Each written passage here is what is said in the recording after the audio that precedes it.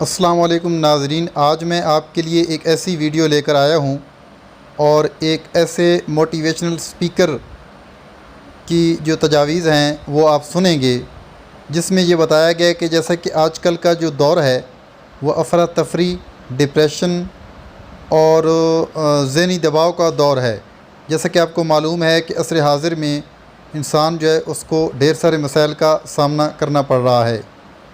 روزمرہ بڑھتی ہوئی مہنگائی، گھریلو اخراجات جو ہے اور گھر کے جو معاملات ہیں ان کو نمٹانے کے لیے روزی روٹی کمانا اور دیگر مسائل جو کہ انسان کی آئلی زندگی کے ساتھ وابستہ ہیں یا اس کے آؤٹ ڈور ایکٹیویٹیز کے ساتھ وابستہ ہیں یا انسان کی جو جاب ایکٹیویٹی ہے اس کے ساتھ وابستہ ہیں، یعنی سماجی، معاشی اور آئلی معاملات، تو اس میں انسان جو ہے بعض کا اتنا الجھ جاتا ہے اور اسے کچھ بھی نہیں سوچتا ہے۔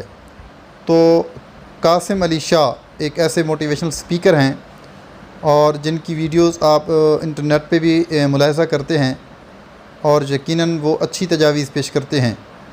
تو اس حوالے سے آپ کو میں ایک ویڈیو دکھانے جا رہا ہوں ناظرین۔ ویڈیو میں آگے بڑھنے سے پہلے اگر آپ نے میرے اس چینل کو سبسکرائب نہیں کیا تو اس کو سبسکرائب کریں اور ساتھ لگے بیل آئیکن پہ کلک کریں تاکہ اس طرح کی آنے والی ویڈیوز اور ان کے نوٹیفیکیشن آپ کو بر وقت اور ہر وقت موصول ہوتے رہیں اور آپ اس سے استفادہ حاصل کرتے رہیں۔ تو ناظرین، اب آپ وہ ویڈیو دیکھیں گے جو ایک پروگرام میں قاسم علی شاہ نے اپنی تجاویز جو ہیں اور ڈپریشن کی وجوہات، اسباب اور پھر ان کا مناسب حل جو ہے وہ سامعین کے گوش گزار کیا ہے۔ اب دیکھیے وہ ویڈیو۔ قاسم علی شاہ صاحب بہت معروف موٹیویشنل سپیکر ہیں، ہمارے ساتھ موجود ہیں۔ کوئکلی ان کی طرف بڑھتا ہوں، اس حوالے سے بات کرتے ہیں۔ السلام علیکم قاسم علی شاہ صاحب۔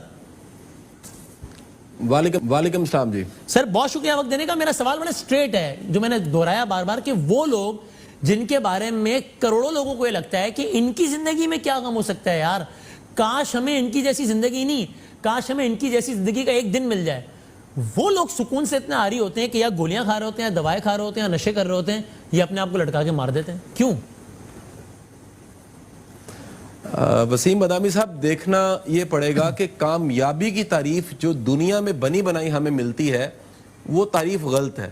ہم دنیا سے تعریف یہ لیتے ہیں کہ ہمیں مشہور ہونا ہے، ہمیں پیسہ بنانا ہے، میٹیریلسٹک سکسیس حاصل کرنی ہے، طاقت حاصل کرنی ہے، اقتدار حاصل کرنا ہے، لیکن در اصل جو کامیابی ہے وہ یہ ہے کہ کوئی کتنا اطمینان قلب سے جی رہا ہے، کوئی کتنا سیٹسفائی ہے، کوئی کتنا راضی ہے کہ اس کے پاس جو کچھ ہے اس نے قبول کتنا کیا ہے۔ اچھا، اب اس کو لگتا ہے یہی ہے نا، اس کو لگتا ہے کہ جب میں اتنا مشہور ہو جاؤں گا کہ کروڑ آدمی مجھے جانتا ہوگا مثلا تو مجھے اطمینان قلب حاصل ہو جائے گا، لیکن جب وہ کروڑ تک پہنچتا ہے تو اس کو دیکھتا ہے جس کو 10 کروڑ لوگ جانتے ہیں، پھر وہ اگلی چھلانگ مارتا ہے۔ تو اطمینان قلب نام کی کوئی چیز ہے بھی، ایگزسٹ ہی نہیں کرتی اس دنیا میں؟ سر یہ سمجھنے سے ہے۔ اچھا، آپ جتنا جلدی یہ سمجھ جائیں کہ یہ سارا سراب ہے، یہ سراب جو ہے اس کا پیچھا کرنے والا ہمیشہ دھوکے کا شکار ہوتا ہے اور پھر اس قسم کے اس کو مسائل سامنا کرنا پڑتا ہے۔ وسیم مدامی صاحب، یہ بھی دیکھا گیا ہے کہ جو خودکشی ہے یہ زیادہ فزیولوجیکل ہے، اس میں ہمیں سائیکالوجی، سائیکیٹری کے ایشو کا تو دیکھنا ہی پڑتا ہے کہ اس کی وجوہات کیا ہیں۔ 25% کی ریشو جو WHO کی ہے وہ یہ ہے کہ زیادہ تر ذہنی عارضے کی وجہ سے لوگ سوسائیڈ کرتے ہیں، صحیح ہے، اور ان ذہنی عارضوں میں ٹاپ پہ اگر کوئی وجہ ہے تو وہ ڈپریشن ہے۔ بالکل صحیح۔ ڈپریشن میں جو سب سے زیادہ چیز پیدا ہوتی ہے وہ مایوسی ہے، اور اس مایوسی میں انسان کو زندگی اتنی مشکل لگتی ہے کہ موت آسان لگنے لگ پڑتی ہے۔ سو اس اذیت سے، زندگی میں ملنے والی اذیت جو شاید اندر میں ہے، اس سے جان چھڑانے کے لیے وہ اپنے آپ کو مار لیتے ہیں۔ حل کیا ہے پھر اس کا؟ چونکہ جب اتنے مشہور لوگوں کا یہ عالم ہے، اتنے پیسے والے لوگوں کا، تو عام آدمی کے تو زندگی کے مسائل اور بھی ہیں، تو اس ڈپریشن سے بچنے کا کیا حل ہے؟ وسیم مدامی صاحب دیکھیں، سب سے پہلا حل تو یہ ہے کہ ہمیں زندگی میں جو کچھ ملا ہے پورا زور لگا کے اس کو ہمیں قبول کرنا چاہیے، ایکسیپٹ کرنا چاہیے، اپنے نصیب پہ راضی رہنا چاہیے، شکر ادا کرنا چاہیے، خوش رہنا چاہیے۔ ہمیں خوش رہنا کوئی نہیں سکھاتا۔ آپ یہ ٹریجڈی دیکھیے کہ ہم ساری زندگی ملٹیپلائی کرتے رہتے ہیں، چیزوں کو بڑھاتے رہتے ہیں اور انتظار کرتے ہیں ایک دن ایسا آئے گا ہم خوش ہوں گے، اور کبھی خوش نہیں ہوتے۔ اگر ہم آج جو کچھ ہے، ہم سب کے سب سننے والے، آپ، میں، ہم سب ذرا سوچیں کہ ہم نے کہاں سے شروع کیا تھا، کہاں پہنچ گئے ہیں۔ اگر اس کامیابی کو اللہ کا فضل اور کرم سمجھ لیں تو آپ کی زندگی میں خوشی آ جائے گی. پھر آپ یہ بھی کمال دیکھیے کہ سوسائڈ ایک گڈ لک ہے کہ جتنے مسلم ممالک ہیں وہاں پر سوسائڈ کم ہے. جی ہاں، پاکستان میں بھی بہت زیادہ کم ہے وہاں پر ہے جہاں WHO کے فگرز کے مطابق بہت کم ہے. شکر ہے. اور آپ دیکھیے جہاں پر سوسائڈ کا رجحان زیادہ ہے وہاں پر جو ڈیفینیشن آف لائف ہے, پھر جو بلیوز کا کانسیپٹ ہے, پھر جو گاڈ کے ساتھ یا کریٹر کے ساتھ کنیکشن کا کانسیپٹ ہے, وہ بڑا ویک ہے, آپ کو کمزور ملے گا. آپ کو بڑے سوال ایسے جن کے جواب نہیں ملیں گے. مثال لیجئے, اگر ایک شخص کے ساتھ زیادتی ہوتی ہے, وہ کہتا ہے مجھے دنیا ہی نظر آ رہی ہے, مجھے انصاف نہیں ملا, یہ میرے ساتھ کیوں ہوا. مسلمان یہ کہتا ہے میرے ساتھ زیادتی ہوئی ہے, میرا ایمان ہے کہ اللہ مجھے میری زندگی میں اس کا صلہ دے دے گا, نہ دیا تو آخرت میں دے دے گا. یہ اتنا بڑا ایمان ہے, اتنا بڑا یقین ہے کہ آپ کو ڈپریس نہیں ہونے دیتا. آپ کا زندگی میں کوئی نقصان ہوتا ہے, آپ اللہ کی مرضی سمجھتے ہیں, اپنے اللہ کی مرضی. آپ کی ساری دعائیں انا ربی سے شروع ہوتی ہیں, میرا رب میرا رب میرا رب. میرے رب کی مرضی کو جب آپ قبول کرتے ہیں آپ کی زندگی میں سکون آ جاتا ہے. مسلمان کو تو مایوس ہونا ویسے بھی نہیں بنتا ہے اس کا مطلب. اور سر ایک بات اور بتائیے, بنتا ہی نہیں ہے. یہ بھی ضروری ہے ہمارے معاشرے میں اس ٹیبو کو توڑنے کا, یعنی کہ اگر کسی کو ہاتھ میں چوٹ آ گئی ہے, کوئی پیر سے کچھ پرابلم ہو گئی اس کو, تو وہ بڑے آرام سے بات اپنے گھر والوں کو بتا دے گا کہ یار مجھے یہ پرابلم ہے, یار مجھے بڑا درد ہوتا ہے ہاتھ میں. لیکن کسی کو پریشانی ہے, ڈپریشن ہے, تو اپنے گھر والوں کو نہیں بتائے گا, اس لیے کہ سامنے سے کوئی یہ نہ کہیں, یا دوستوں کو بھی نہیں بتائے گا, چونکہ دوست کہیں پاگل ہو گیا, نفسیاتی ہے تو یار. تو ایک تو اس ٹیبو کو توڑنے کی ضرورت کہ بھائی بتاؤ, اور دوسرا ہے کہ اگر میرے ہاتھ میں زخم ہے تو میں ڈاکٹر کے پاس جاتے ہوئے نہیں شرماؤں گا. اسی طرح اگر دماغ میں بھی کوئی پرابلم ہے تو جاتے ہوئے نہ شرمائیں, یہ سوچ کے کہ یار لوگ کیا بولیں گے, کسی کو پتہ لگ گیا تو بولیں گے پاگل ہو گیا, تو نفسیاتی ہو گیا.